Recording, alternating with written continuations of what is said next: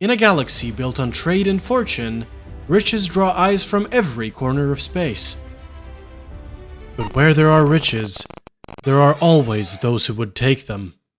Where there are thieves, there are those who rise to stop them. Where there is resistance, there is war. And at the heart of it all lies combat. Ladies and gentlemen, this is your beginner's guide to combat in Elite Dangerous. Before we get started with the video, however, I would like to ask you for one quick little favor. If you're not subscribed, please be sure to subscribe down below using the, subscribe button. And yeah, with that, let's move on with the video. So let's first talk about the role of combat in Elite Dangerous. This is one of several main playstyles, so you don't have to feel forced if this isn't your cup of tea. I'm just going to explain what to do, how to do it, and how to make it easier on yourself. In combat, the general idea is that skill matters more than ship size because your practice will pay off as you head into more difficult encounters and more difficult parts of combat. Now, these difficult parts include Thargoids, high-intensity conflict zones, and whatever have you, and in these, your skill is going to matter way more than how much you spent on your ship. Now, if you have a Federal Corvette or an Anaconda, these open way more doors if you want to partake in these activities, but just owning them isn't going to make you better. The reason for this is because 1, if you die, your rebuy cost is going to be way higher, and 2, if you don't actually know how to use your weapons, they're basically going to be useless to you. But before I start getting carried away with all the rambling, let's talk about the actual ship recommendations that I have for you depending on where you are in combat. Now, starting in the beginner tier, we have the Viper Mark III and the Cobra Mark III. These ships are very cheap, very agile, and very forgiving to beginner players. Now, in the beginner tier, you usually use gimbaled or turreted weapons because those are the easiest to use. Now, because you have such small ships, you're not really going to pack a punch, but this is perfect if you just want to learn how the lasers and multi-cannons and stuff like that work, which actually brings me on to the weapon recommendations. If you're going to go for the Cobra Mark III, I recommend 2 medium gimbaled pulse lasers or beam lasers, that's up to you, and 2 small gimbaled multi-cannons. Now, the reason for the lasers is because they're great at attacking the shields, and the reason for the multi-cannons is because they're great at attacking the hull. So you're going to want to use your pulse lasers or beam lasers against shields, and once the target lost their shields, you're going to go in with the multi-cannons to attack their hull straight up. Now, for the optional internals, you're going to want to go with hull reinforcement packages and or a shield booster if you can manage it with the power. The reason for the hull reinforcement is your hull isn't really strong, so hull reinforcement packages will help you a lot. For the utility, you're going to want to go with a chaff launcher that helps dodge gimbal fire, and for the core internals, you're going to want to go with A-rated everything. Now, pip management isn't really important here. You just have to keep them at 222, and if you really want to attack, then just put everything to weapons, and then everything is going to be fine, and then reset it after. You don't have to learn how to use your pips here. This is just becoming familiar with the weapons, becoming familiar with how your ship handles, and then you can move on to the more complicated things. Now, these ships are very easy to use. They have a very cheap rebuy, and they're flexible, so you're going to learn most basic things that you need to know for the later tiers. However, these ships have low survivability and they're not really great. They just teach you the basics, but that's pretty much it. Now, next up, we have the intermediate tier. For this, I recommend the Vulture, which has excellent agility and some big guns, so you're going to be pretty fine. It is slightly better than the previous ships in terms of hull and basically everything else, which is why it is my intermediate recommendation. But this is kind of where we start learning how to boost, how to fly without flight assist, and kind of sort of pip management, but not exactly. That comes a bit later. So just practice flying without your flight assist, practice when to boost, how to boost, and in exactly what situations to boost, and you will be perfectly fine. Now, for the weapons themselves, you're going to want to go with 2 gimbaled beam lasers or 1 gimbaled beam laser and 1 multi-cannon, just so you have a little bit of a variety and that you can target shield and hull separately. Now, the beam laser itself requires pip management because they can overheat pretty quickly, and if you don't have 4 pips in weapons, it's not going to be as effective. Also, you're going to want to pay attention to that bar underneath the beam laser, just so you see how full it is, and if it's empty, well, you can't really shoot it because it's overheating. Now, for the optional internal, you're gonna want to go with hull reinforcement on every single slot. Now for the shield generator, you're gonna want to go with the maximum that you can and make sure that it is A rated, just like every other core internal. I know that shield generators are optional, but make sure that that is also A rated. For the utility, you're gonna want to go with a heatsink launcher to offset the beam laser's heat, just in case it gets a little bit too heated, if you know what I mean. Now, if you do decide to go with the 2 beam laser route, this will be a shield shredder, but you will need to practice the pips and the heat management, otherwise it's not going to be as effective. Also, this is where we start learning positioning, which I kind of alluded to before. Here we start learning how not to joust at an enemy, but rather orbit around it using your vertical and lateral thrusters. Also, a good tip, if you overheat, let's say more than 90%, make sure to back off and circle until it has cooled down enough that you can keep attacking again. Next up is the advanced tier. The reason the clips are going to differ from what I am about to tell you are because I haven't quite mastered the intermediate level just yet, so I didn't want to show you guys footage of me just absolutely being horrible at the game. I wanted to give you guys something a little bit more enjoyable. However, the ship is going to be the same. Now in the advanced tier, you are going to use fixed weapons. The reason this is important is because you have been using gimbaled and turreted weapons in the previous tiers, but now you are going to have to start relying on your maneuvering and on the way you control your ship, because fixed weapons will not do the tracking for you. You have to do the tracking for your fixed weapons to actually deal damage. Now here we get into plasma accelerators, which bypasses almost all of the resistances on hull and shields, and they do the most absolute raw damage. Now these get a little bit of a heat gain, so be careful when using them. Furthermore, they also use fuel when shot, and they have high distributor draw. These are slow projectiles, but they do a lot of damage. However, they're not very good against smaller and more agile ships because you are heavily reliant on how you can maneuver your ship and how you can set up your weapons. Now, the ship that I recommend in this tier is the Python Mark II or the Federal Assault Ship. The weapons are a mix of fixed plasma accelerators and fixed cannons or railguns. The plasma accelerators, as I said, they are purely raw DPS and they ignore resistances, and the cannons and or railguns are for precision damage. Now, some tips regarding the weapons is that you should use plasma accelerators against big ships and railguns for module sniping. Also keep in mind that this requires a high distributor capacity and it is heavily reliant on proper heatsink usage. Now for your optional internals, you're going to use shield cell banks, hull reinforcements, and module reinforcements. For your utility, you're going to use a chaff launcher and some heatsinks. The heatsinks are going to be more important than the chaff launchers, but the chaff launchers are just good against gimbaled weapons. Now, as I said earlier, this tier requires a lot of skill, especially when you're trying to actually land a shot with your plasma accelerators and your railguns, and this is also where we get into proper pip usage. You have to master that aspect of combat to be able to reliably deal damage and to not, you know, blow up in every high intensity conflict zone. I have still yet to do this and yet to do this well, but I would think that, you know,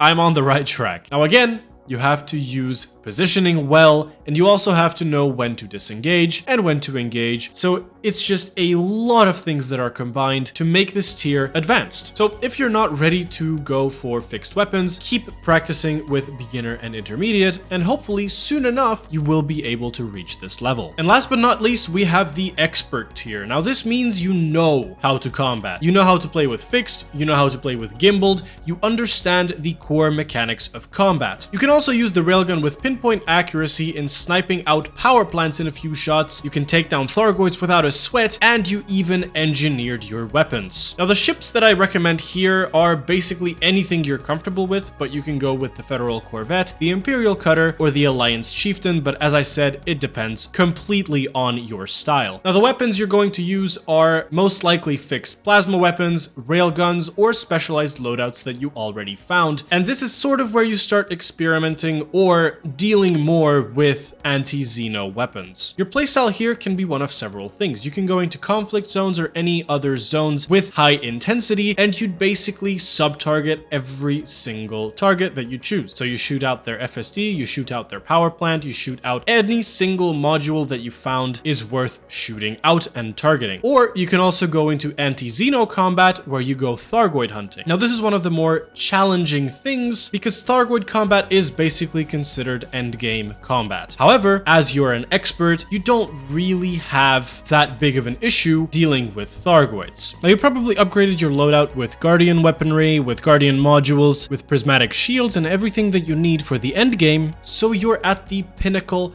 of combat. At this point, you have near limitless potential. You can handle PvP, PvE, and Thargoids. However, this requires a lot of mastery in every single aspect of combat, and it is extremely expensive to upkeep, therefore punishing your mistakes. However, at the end of this, you get to brag. You're probably an elite in combat, and you know the ins and outs perfectly. And now that you know more about the tiers of combat, we can move on to how to outfit your ship. Now, the reason that outfitting is vital is because without it, you can really easily break your entire build. So let's get into some basics that I recommend for you to follow in order not to cripple your loadout. So let's start with the core internals. Now, for your power plant, you always want to go A-rated if possible. You need the power overhead for your weapons, shield boosters, and anything else you may have, so just having an A-rated one is always good. Your thrusters, again, always A-rated. Maneuverability in combat is crucial. You need to be able to boost, strafe, and orbit effectively. Your FSD, I would recommend for you to use A-rated, but you can also go for D-rated since you don't need long range in combat, and it keeps your mass down and frees up some power. For your life support, you can easily go D-rated because you're not trying to fight without a canopy, so you're gonna be completely fine. For your power distributor, A-rated. Absolutely zero exceptions. This is what supplies your ship with power, other than your power plant, but your power distributor helps you distribute that power more effectively. So this gives you faster weapon recharge, stronger boosting, more shield regen, and everything that you need to keep your ship afloat. Your sensors you can keep D-rated unless you're doing PvP or any other aspect of combat where you need a longer sensor distance. Your fuel tank, you don't really want to mess with, that's completely fine as it is. And now for your optional internals. Your shield generator, you're gonna go with the biggest size your ship allows, A-rated and prismatic if you can. I recommend for you to stack at least 2 to 3 hull reinforcement packages to soak some damage after the shields drop, but that's completely up to you. You can stack 2, 5, however many your ship can handle and however many you want. Module reinforcement packages, you should get a couple of these as well because these protect your power plant and FSD from being sniped. Or, well, not exactly keep it from being sniped, but it reduces the damage taken. And I also recommend shield cell banks. They're optional, but they're very powerful for PvE, but always make sure to carry some heat sinks with these. Now, for your hard points, you're going to want to go with what I outlined in each of the tiers: the beginner, the intermediate, the advanced, or the expert. However, if you're an expert, you already know this, so you don't really need any help. In the advanced tier, you're going to lean more toward fixed weapons. In intermediate, you're still going to use gimbaled, but you're going to start getting into the beam lasers and you're going to start getting more used to the specialized equipment. And in beginner, basically go for whatever is the easiest, but make sure it is gimbaled because that helps a ton. And now for your utility mounts. You should use shield boosters because they multiply your shield strength. You should use a chaff launcher in PvE and PvP because they help a ton against gimbaled weapons. Your heatsink launcher, it is absolutely mandatory with shield cell banks and any other weapon that has a high power draw and has an overheating potential. And last but not least, you should use point defense. It's helpful against missiles, mines, and Thargoids. Just keep that in mind. It's not necessary, but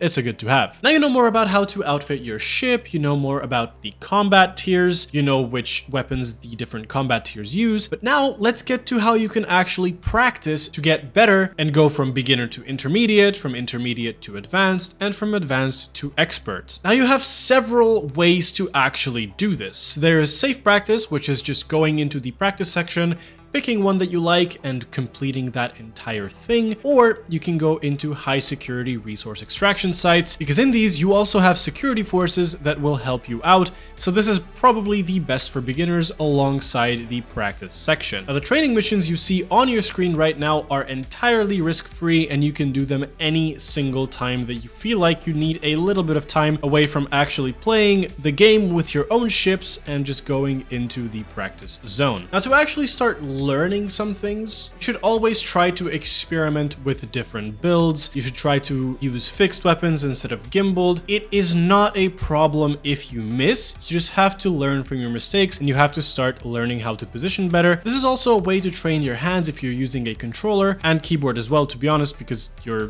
finger positions matter a lot in that sense. And yeah, just practicing and doing things over and over again, like any other thing in life, will help you get from beginner to expert. I'm not gonna say in no time, because it takes a lot of practice to be able to use fixed weapons well, but it will get you there eventually, and the payout is going to be amazing because you will be able to brag about it. And you're going to be like, oh my god, I actually went through with this, and I'm actually decent at this. Now for ground combat, basically the same thing applies. You should go into the practice tool and use that to do some ground conflict missions, or you can go into the low intensity conflict zones on ground and participate in those. Furthermore, this applies to both space and ground combat. If you want to improve, you should also get into engineering. I will try to make an engineering video in the near future so that you have all the tools that you need. But yeah, just get into engineering, try some new things out, and you will get better. Just make sure to learn from your mistakes. Okay, so before we move on, let's summarize what we have learned so far. So you now know how to basically outfit your ship well and what rules to follow. You know more about the different tiers of combat: beginner, intermediate, advanced, expert, and you know more about how to actually practice these things and how to get better over time. So now let's move on to the actual types of combat so that you can know what to do and figure out what you like to do specifically inside of combat. Now first up, we have the bread and butter of early combat: bounty hunting. You basically hunt pirates at resource extraction sites or wherever you find them, and then you claim their bounty. Now, the really easy way to do this is to go to high security resource extraction sites, because security forces will help you fight the pirates, so you don't have to deal with them all on your own. Now, the way to find high security resource extraction sites is really quite simple. Go to a system that has high security and look for some resource extraction sites. Now, the way this goes is you scan ships, you see if they have a wanted status. If they do, kill them, and then you redeem the bounty later on. It's safe, steady money, and great practice for those of you who are just starting out. Now, the only con of this is that it's repetitive. So after a while, you could get bored of this. I really like doing it, but hey, you know, it's up to you. If you don't like this type of combat, there are several others, and I hope that at least one will catch your attention. When factions go to war, you'll find conflict zones. Pick a side, dive in, but just be sure to start with low intensity if you're new. They're chaotic, cinematic,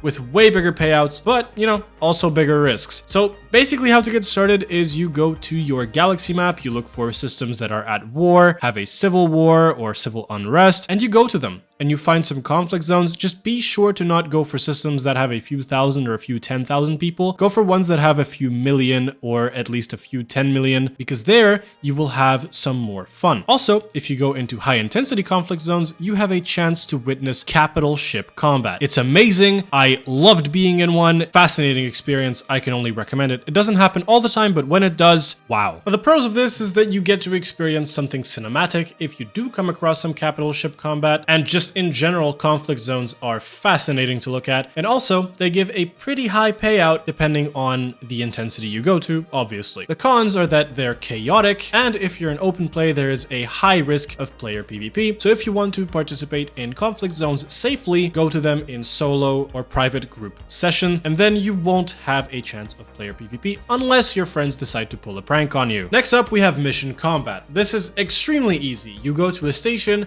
you pick up an assassination mission, and you go ahead and do it. Now keep in mind, the higher the credits, the more challenging it's going to be. Be sure to read the mission briefings carefully, because there might be some things that are important to know before you get started on your journey. Now these can have high per mission rewards, ranging from a few 100,000 credits to 1 or 2 million, but as I said, the more the credits, the harder it's going to be, most likely. Now sometimes you can come across some engineered NPCs, and that's not really the best because they can blow you to bits in like a couple minutes, but hey, if you're prepared enough, nothing should stand in your way. Now, you should always have a ship that can handle the specific assassination mission that you're currently going on, so that you're not stuck there shooting a guy for hours on end with low damage multi-cannons and then wondering why he isn't dying. So just make sure you get a ship and outfitting done that is necessary and that is good enough for missions like this. Again, this isn't the hardest thing in the game, and it's a great way for you to practice your skills. Now sometimes you get mail email informing you that you have a counter offer for a mission where you have to assassinate a target that belongs to the same faction as the one who issued the assassination target in the first place. These will be significantly harder because you might come across a group of ships, not just one that you have to take down, so you have to prepare accordingly and decide if the risk really is worth it. Now, not all combat is necessarily about kills. Some pilots make a living as pirates. You interdict a target, disable them,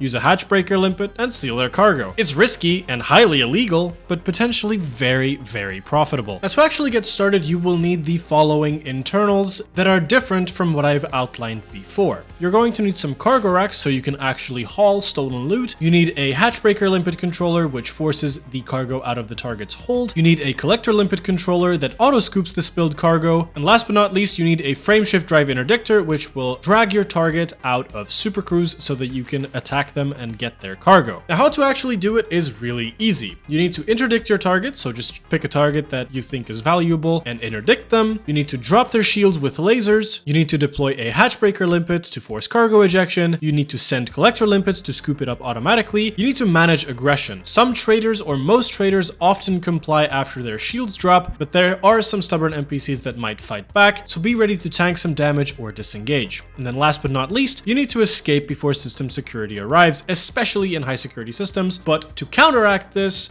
you should be in an anarchy system to begin with, because then you are not going to get fined. Now, this can be easy or difficult. It really depends on the situation itself. Most of the time, it is really quite simple, but there are some times that things become harder or unexpected things happen. For example, system authority gets there earlier if you're in a system that is not an anarchy system. But honestly, it's completely up to the situation that you're currently in, and most of the time, it should not be difficult. Next up, we have fighter base ship combat. If you're tired of using your main ship as your primary way of dealing damage, this aspect of combat will be perfect for you. Now, you can either have an NPC pilot fight for you in the fighter ship, or you can fight yourself while having your ship be automatically handled, and then you can return to your ship whenever you'd like, or when you blow up, you automatically return to your ship, so there is absolutely no reason for you to worry. Dying here does not mean dying in general. Now, to get started, you need a ship with a 5 or 6 sized optional internal slot, and place a fighter hangar in it. Don't forget to actually buy these fighter base ships, because if you don't, well, you're gonna end up like I did and you wanted to deploy yourself in one, but there wasn't actually one for you to choose. For the ship itself, I would recommend an Anaconda or an Imperial Cutter, but it's entirely up to you. Just choose a ship that's big enough for you to comfortably fit one. Now, there are a total of 6 of these fighter models, namely the F-63 Condor, the GU-97, the Taipan, the XG-7 Trident, the XG-8 Javelin, and the XG-9 Lance. Keep in mind that for these last 3, you're going to have to acquire Guardian blueprints in order to actually be able to make them. Now, the F-63 Condor comes with 5 different variants: the Aegis F, the Rogue F, the Gelid F, the Rogue G, and the Gelid G. They all have their different hardpoints. Some come with gimbaled, some come with fixed, so pick some that fit your liking. The GU-97 also comes with the exact same variants, and the Taipan comes with the AX-1F that is in addition to these main variants. And as I said before, the XG-7, the XG-8, and the XG-9 can only be manufactured after you get their respective blueprints. Now, what's extremely fun in this is that you can invite your friends to play along with you, because if you go for a size 6 fighter hangar, you get 2 slots with 8 ships each, so you have a total of 16 ships, so there is enough for anyone to blow up at least 3 or 4. Now, these ships are extremely agile, which makes them amazing if you're trying to measure up to smaller ships. However, these require large ships with hangars, and fighters die extremely quickly in comparison to, let's say, a bigger ship like a Federal Corvette. Now, if you want the ultimate challenge, you're gonna be facing Thargoids. Fighting them requires specialized weapons and tactics. It is not at all for beginners or intermediates for that matter, but once you're ready, it is one of the most intense experiences in the entire game. That is exactly why it is endgame content only. Now, to actually begin, you need to outfit your ship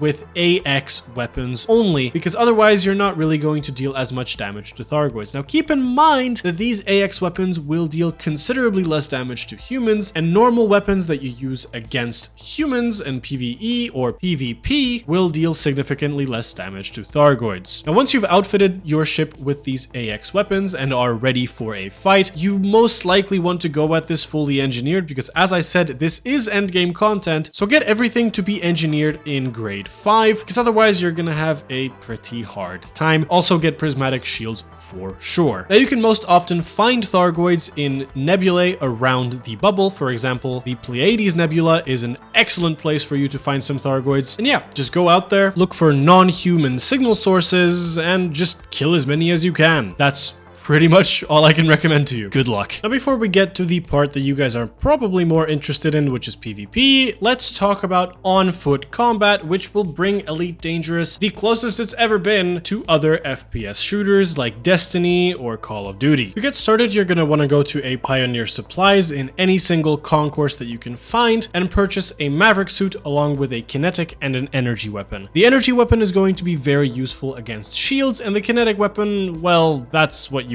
kill your enemies with, you know, like in their body and stuff. In game, obviously. After this, you're going to want to travel to a system that is actively at war, and you're going to want to go to a frontline solution, again, in the concourse, so that you can find some ground combat zones. Pick one, go to one, and start playing. I'm going to assume that you have played other FPSs before, so I'm not really going to explain how this goes. The only thing that you should do is change your weapon from thermal to kinetic when you are finished with taking down the enemy's shields so that you can finish them off well. Now, other than this, there's really not much to say. Go ahead and have fun. This has probably been, surprisingly enough, my favorite activity in the entirety of what I've recorded so far, and I will probably do this several more times because it's just so damn fun. Now, if you want to engineer anything regarding to ground combat, it is going to be an extremely long grind, so just get yourself ready for that in case you do really want to engineer some stuff. But other than that, you know, just have fun. That's literally what all this is about. And last but not least, if you want to tackle a whole different beast, player combat is perfect for you. Most PvP pilots are highly skilled and fly fully engineered ships, so do not jump in way too early. Train in PvE first, or you're gonna learn the hard way. Now, there are several different ways for you to actually participate in PvP, namely CQC, multi-crew, player groups, squadrons, and teams. Now, CQC is the arena combat mode in Elite Dangerous. In multi-crew, you can serve as crew members on ships and SRVs. Player groups are, well, basically just groups of players. Squadrons are basically like clans. These are associations of players. And teams, this is where commanders and NPCs can fly together in groups of up to 4 ships. Now, the easiest way for you to practice is in Close Quarter Combat, or CQC. This is an entirely separate game mode in Elite Dangerous from open play, private group, or solo session, and it has 3 game modes: Team Deathmatch, and Capture the Flag. The ships that are available are the F-63